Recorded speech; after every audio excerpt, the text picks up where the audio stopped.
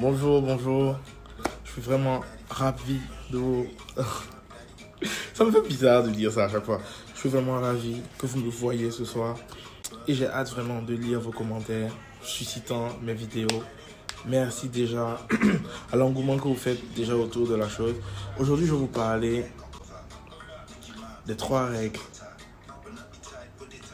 qu'on m'a appris sur le tas.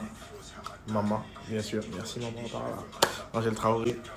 Sur le tas pour être constamment heureux, pour être constamment joyeux. La première règle, en fait, c'est de faire le bien.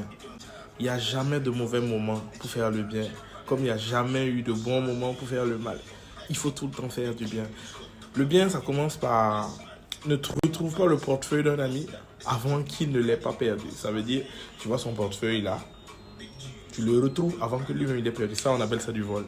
Si tu doutes, et puis en fait le truc, si tu doutes que ce que tu es en train de faire là, ce soit vraiment du bien, tu as la Bible, tu as le Coran, tu as la Torah qui sont là, qui peuvent te guider. Va vérifier net, c'est simple. Va vérifier, est-ce que ce que je fais là c'est bien. La deuxième règle en fait c'est se soucier des gens. Par se soucier des gens, j'entends du fait par là prendre toujours de leurs nouvelles. Je parle des vrais gens bien sûr, des personnes avec lesquelles vraiment on est nous-mêmes. Prendre de leurs nouvelles, leur montrer qu'à tout moment ils peuvent compter sur nous. Du genre, comment puis-je t'aider? Essaie de ne pas juger.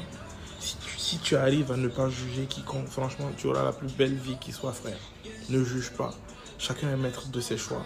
Chacun arrive à faire des choses en fonction de ce qui lui est arrivé antérieurement.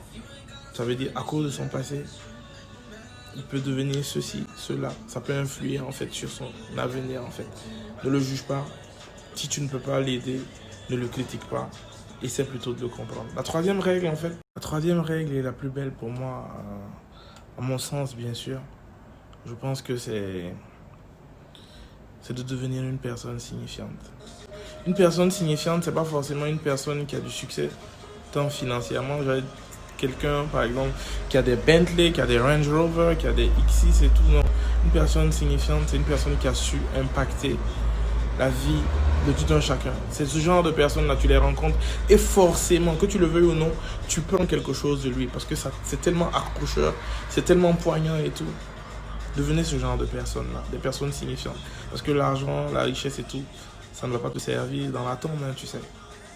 Impacte positivement tes frères. Montre le bon exemple quand tu peux. Ou quand tu ne peux pas, dis le bon exemple. Donc bonne soirée les gars, prenez bien soin de vous. J'ai été vraiment ravi de faire cette vidéo. J'aimerais bien lire vos commentaires. Bendona Bendo. Yeah yeah.